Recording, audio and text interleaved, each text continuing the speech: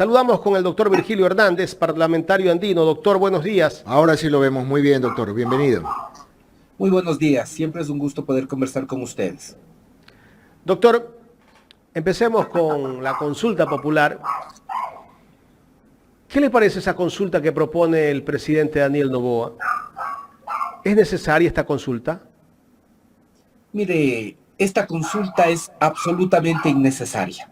El presidente de la República, creo yo, esta es mi impresión, se olvidó de que ya es el primer mandatario de todos los ecuatorianos y ecuatorianas, que es el primer mandatario de la nación, y creo que con esto básicamente lo que hace es buscar tener un proceso de legitimación o relegitimación política innecesario porque acaba de ser electo hace apenas 3 meses, está ejerciendo el poder hace 6 semanas, pero sin embargo creo yo que está privilegiando el presentarse como candidato para las elecciones del 2025 antes que enfrentar y resolver los problemas de seguridad del país.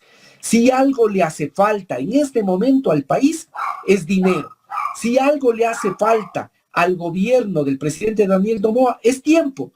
Y por lo tanto, uno no puede entender cómo el presidente pierde tiempo y dinero consultando obviedades sin dejar de señalar que hay serios problemas jurídicos en lo que se está planteando, pero pierde tiempo y dinero para tratar asuntos que después tienen que regresar a la Asamblea, porque no es que ya con la consulta va a tener vía libre, sino como dicen los anexos, en 5 días posterior a los resultados presentará las propuestas de ley para que sean tratadas por la Asamblea Nacional en 60 días. Entonces, el presidente de la República, con eso, lo que está haciendo es perder 6 meses, cuando habría sido mucho más adecuado que además jugando con toda su capacidad de ser un presidente recién electo, pueda poner a prueba su liderazgo, concurra a la Asamblea el día 2 de enero y le diga a la Asamblea Nacional, les pido que tramiten estas reformas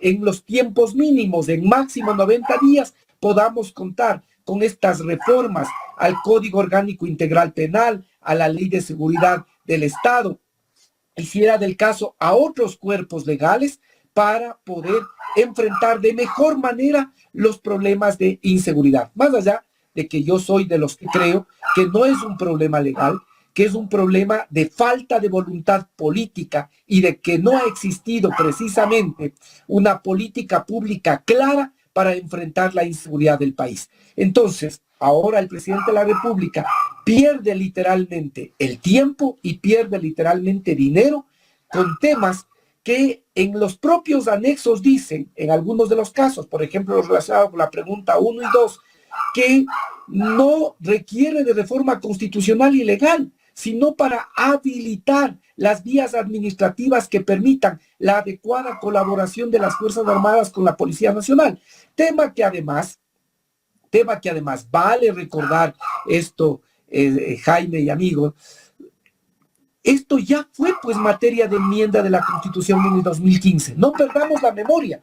Cuando yo fui legislador, en el año 2015 se apoyó esta reforma, esta enmienda constitucional, para ser precisos, de colaboración de las Fuerzas Armadas con la Policía Nacional.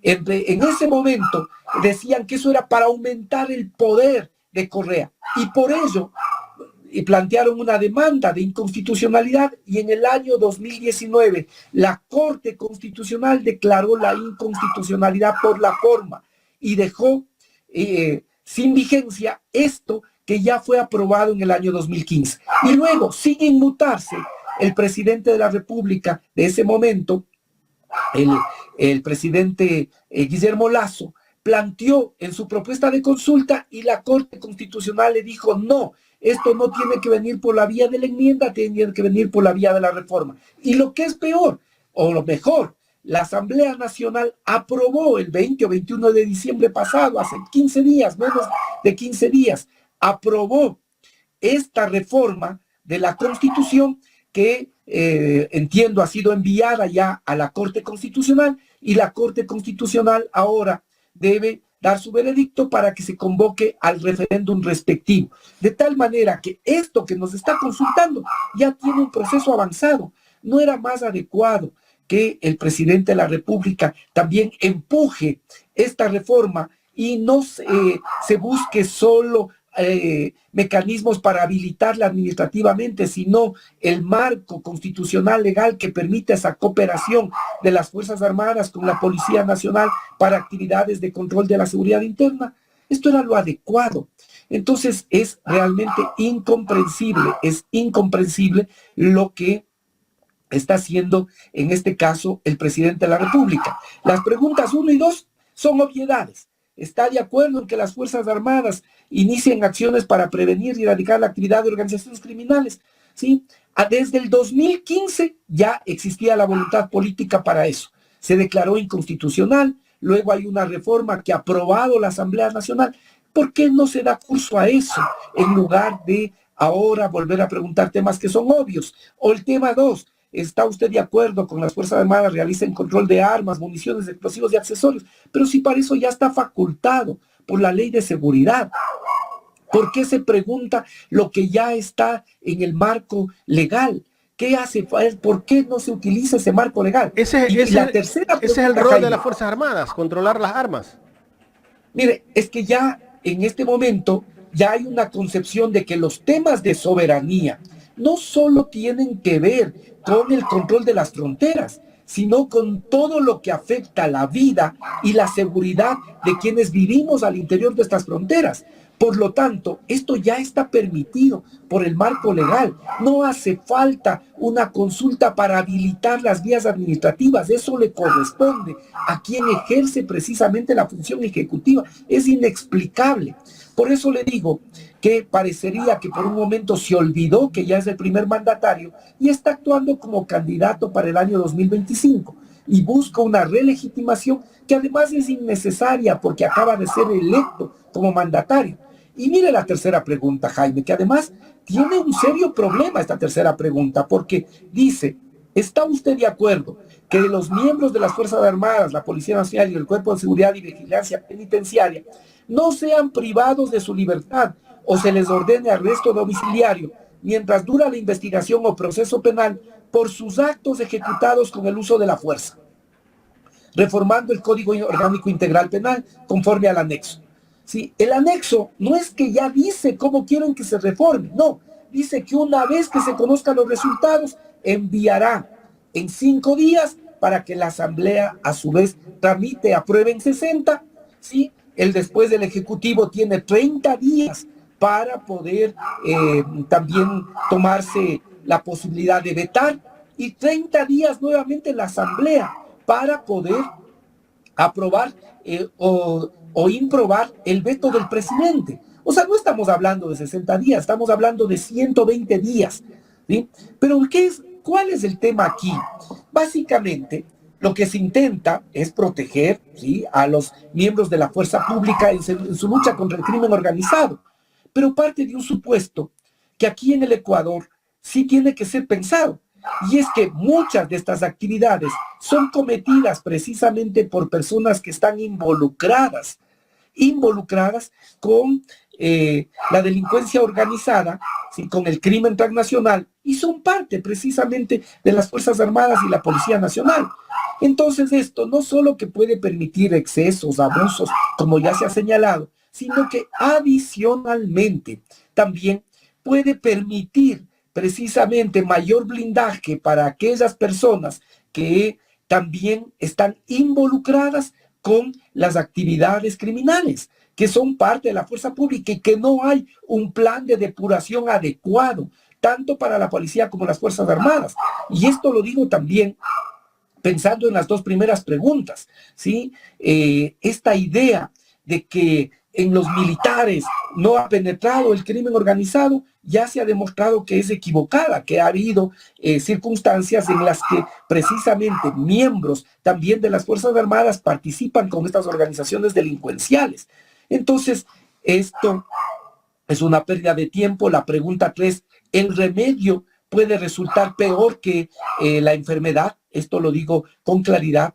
Y adicionalmente, esto tiene que ver con, y ya en el tema jurídico constitucional, rompe pues con un elemento clave, que es el principio de igualdad que tenemos todos los ecuatorianos y ecuatorianas. ¿Por qué en el proceso penal quienes son miembros de la fuerza pública tienen que ser tratados con diferencia del resto de ecuatorianos y ecuatorianas? Pero adicionalmente, ¿sí?, parte del criterio de que las Fuerzas Armadas, de que la Policía Nacional puede haber, o está solo conformada por individuos que son sacrosantos, que no tienen nada que ver con estas actividades delictivas. Y eso ya se ha demostrado en el Ecuador que no es así. Y las otras preguntas son preguntas que reforman el Código Penal. La pregunta 4, que tiene que ver con el incremento de penas, ¿sí? Básicamente la pregunta 4, 5, 6 están relacionadas con modificaciones al COIP, precisamente en un momento en el que la Asamblea, en estas mismas semanas, está tratando ya para segundo debate una reforma unificada de más de 40 iniciativas que existían de reformas al Código Penal. Ahí podía incluir el presidente estas propuestas de tal manera que a finales de febrero o marzo, según el cronograma legislativo, estas reformas ya se hayan realizado y no haya que esperar una consulta, luego que envíe el proyecto y que después la Asamblea en 60 días apruebe, le remita al Ejecutivo para el veto y regrese a la Asamblea para que la Asamblea conozca el veto. Entonces, esto es absurdo. Hay preguntas que debían y que están siendo tramitadas en la Asamblea, y no es que con esto se está obviando la Asamblea, no es que aquí ya nos manda los textos de que en caso de ser aprobados así sea la modificación. No, lo que nos está diciendo es, si el pueblo le dice sí, lo que vamos a hacer es que les vamos a enviar un proyecto para que en 60 días la Asamblea lo trate. Entonces, esto es únicamente perder el tiempo. Las preguntas luego, la pregunta 8, que tiene que ver, no parece una pregunta inocente. ¿Está usted de acuerdo con que se evalúe a los servidores y servidoras de la función judicial? Obvio, todos vamos a decir que sí, incluyendo una auditoría en sus declaraciones patrimoniales. Pero si eso es obligación ahora de todo servidor público y más de quienes son servidores de la función judicial, esto es obligación de la Contraloría. Y si encuentra incremento en el patrimonio, tiene que reenviar a la Fiscalía General del Estado, tiene que remitir a la Fiscalía General del Estado para que se desarrolle la correspondiente investigación penal. De tal manera que aquí, esta pregunta 8, le digo, hay otra intención. ¿Cuál es la intención? Llegar a una evaluación, con esa evaluación, básicamente buscar una modificación de los jueces, ¿sí? Esa es buscar cambiar la composición de la Corte. ¿Para quién? Eso habría que preguntar. ¿Quién es el que está interesado en esto? ¿El Ejecutivo? ¿La Fiscalía General? ¿Quiénes en este momento comandan la función judicial con el doctor Saquicela? ¿Quiénes son? Pero aquí lo claro es que se quiere tener jueces a la medida. Hay que todavía preguntarse a la medida de quién. Eso es lo que todavía no está claro. Y luego, la pregunta 9 tiene que ver básicamente, nuevamente, con lo que es la ley de extinción de dominio, nueva reforma penal, que en lugar de que se pueda haber agilitado, nuevamente requerirá de que el gobierno envíe un proyecto para que otra vez vuelva a la Asamblea. La pregunta 10 tiene que ver básicamente con la deportación y expulsión de extranjeros, lo que podría también generar una ola de xenofobia en el país, ¿sí? Porque no está suficientemente explicado ni tratado ni en la pregunta ni en los anexos. Y todas estas 10 preguntas que básicamente tienen que ver con la participación de las Fuerzas Armadas, con modificaciones al Código Orgánico Integral Penal, con buscar cambiar la composición de la justicia. Todo eso para terminar con una pregunta 11, ¿sí? Que es permitir nuevamente el ingreso de los casinos, que ya fue motivo de consulta popular. ¿Qué va a hacer la Corte Constitucional con un pronunciamiento que es vinculante? El pronunciamiento que se emite en una consulta popular es vinculante, por lo tanto obligatorio. Ya existe un pronunciamiento. ¿Qué se va a hacer ahora? Nuevamente requerir. Y además, los casinos, ¿sí? Son no lavanderías, son lavanderías industriales de dinero mal habido. Fíjese que es tanto el nivel de improvisación, tanto el nivel de de falta de cuidado, que en la pregunta 4, cuando se fundamenta la pregunta 4, que es la relacionada con el aumento de penas, se pone precisamente que los juegos de azar, lo pone el Ejecutivo, me parece que es el punto 100 de su reflexión. El punto 100 dice que precisamente uno de los mecanismos que se utiliza para el lavado de dinero es los juegos de azar. Pero contradictoriamente, en la pregunta número 11, el presidente de la República nos está planteando que vuelvan los casinos, que son lavanderías industriales de lavado de dinero. Esto es incomprensible.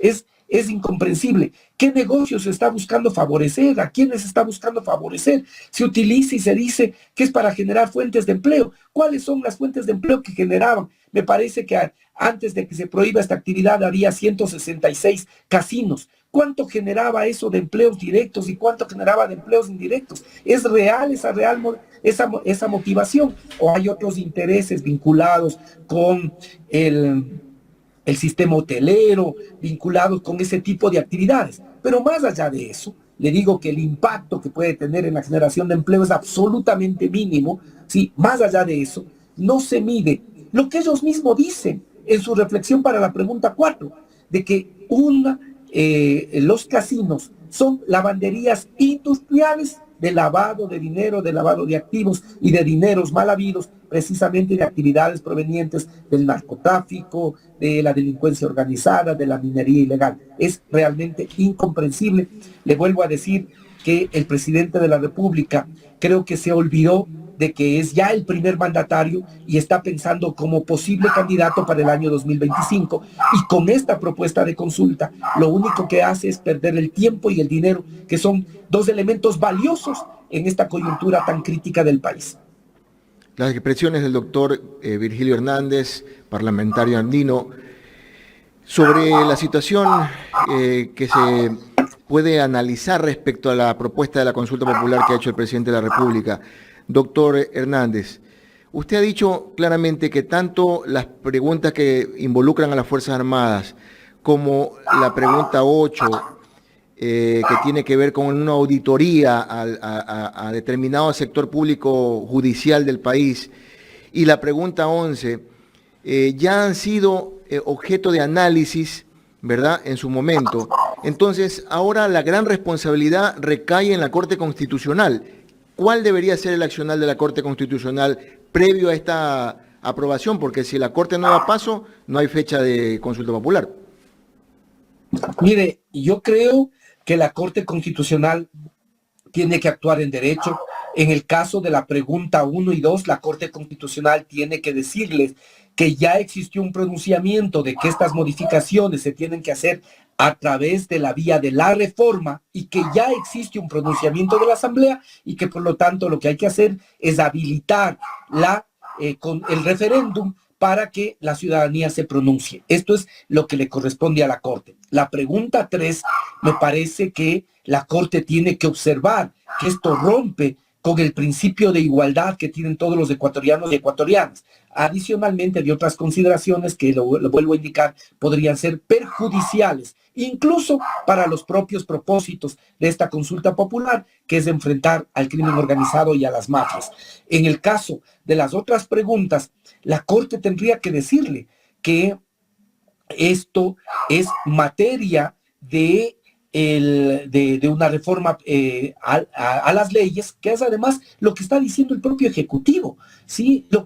Por esto resulta inexplicable, porque el Ejecutivo está asumiendo que esto tiene que ser tramitado por la Asamblea, pero en lugar de preparar y de enviar ahora esos proyectos de ley, y como decía, concurrir el propio presidente y señalar: estas son las reformas que quiero, el compromiso de los distintos bloques para que se aprueben en 90 días, ¿sí?, nos envía como preguntas de consulta. En esto seguramente la Corte va a decir que el presidente tiene el derecho de consultar. Yo soy de los que creo, he escuchado otros criterios jurídicos en el sentido de que la Asamblea tendría que negarle estos proyectos para poder que sean enviados como criterios, como que sean enviados en una consulta. No comparto yo ese criterio jurídico. El presidente de la República, según dice la norma constitucional, puede consultar temas que a su juicio sean de importancia. Y el presidente considera que estos temas son de importancia, aunque no envía los textos para nosotros poder saber efectivamente cómo es las modificaciones o cómo son las modificaciones que quiere provocar. Entonces, sobre estos temas, la Corte también tendría que observar, y lo que va a señalar es que esto tendrá que ser tratado también posteriormente por la propia Asamblea, con lo cual únicamente se pierde el tiempo. Respecto de la pregunta 8, ¿sí?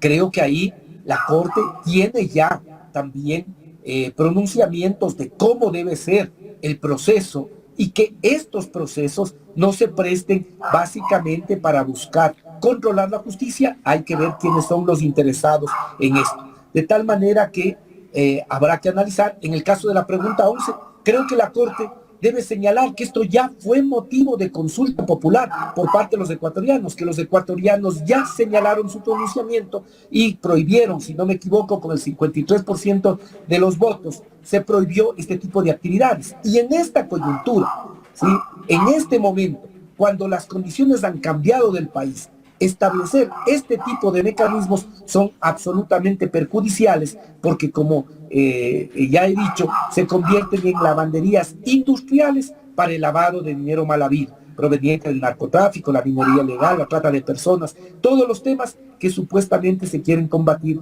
con esta consulta. Creo que el presidente lamentablemente está perdiendo el tiempo y el dinero, está olvidándose que ya es el primer mandatario y está asumiendo básicamente una función como candidato para el 2025. Doctor, pero si el presidente está perdiendo el tiempo en esto, que es evidente, conforme usted lo ha analizado correctamente, ¿no pone en peligro la paz del país? Porque ante una ausencia de un plan denominado Fénix, que parece que no resurge de las cenizas, entonces, ¿qué más debe esperar el país para que no sigan más derramamientos de sangre en las calles? Mire, tiene que haber una política pública clara en materia de seguridad. Ya hemos escuchado hasta el cansancio de que no se puede revelar en qué consiste el plan Fénix. Bueno, nadie quiere conocer, más que los interesados en llevar adelante, cuáles son los detalles de este plan Fénix. Pero los ecuatorianos sí queremos tener la certeza de que hay unos ejes que nos permiten ver que se está enfrentando el tema de la inseguridad, que hay un plan, que ese plan tiene medidas ahora, inmediatas, a mediano y a largo plazo, que ese plan prevé acciones en el eje que tiene que ver con la prevención, que tiene acciones en el eje que tiene que ver con la inteligencia, con la investigación, con la depuración de policía y fuerzas armadas, que ese plan tiene un presupuesto, que ese plan va a tener una inversión, que esa inversión va a permitir equipamiento de la policía, equipamiento en lo que es tecnología, que va a permitir además dotar de manera adecuada a los cuerpos de élite y en general a quienes son policías para que puedan enfrentar de mejor manera su actividad. Eso es lo que los ecuatorianos quieren, certezas, y sobre todo que ese plan se vea que se empieza a implementar. Mire cómo hemos iniciado el año, ¿sí? ¿Cuántos son los muertos que tenemos en estos primeros días del año? Y hay que contar. ¿A cuántos llegamos el año anterior? Superamos los 7,000 muertos, 7,000 muertos. El país con un promedio de por encima de 40 muertes violentas por cada 100,000 habitantes, convertido en uno de los países más inseguros de la región. ¿Y cómo arrancamos el año? ¿Cuáles son los muertos ya en estos primeros días del año, del mes de enero? ¿Sí? Ya se aproxima una centena el número de muertos en estos primeros días del mes de enero de 2024. Entonces, esto ya no requiere de discursos, requiere de acciones concretas, de que se pueda ver. No se le puede pedir al presidente que en 6 semanas resuelva un problema tan grave que se fue construyendo en los últimos 6 años. En los últimos 6 años llevaron al país a la situación actual de inseguridad. El país en el 2017 era el segundo país más seguro de la región. Ahora está convertido en uno de los países más violentos de la región. No se le puede pedir soluciones mágicas en 6 días, pero sí que pueda haber una acción decidida y que se pueda evidenciar que existe no solo la voluntad, sino adicionalmente el plan y acciones concretas para erradicar la inseguridad en el Ecuador. Doctor, queremos agradecerle, lamentablemente el tiempo se nos agotó. Esperemos poder conversar más adelante de otros temas que quedan pendientes. Siempre es un gusto conversar con ustedes. Gracias al doctor Virgilio Hernández, parlamentario andino. El día de hoy hemos hablado del tema de la consulta popular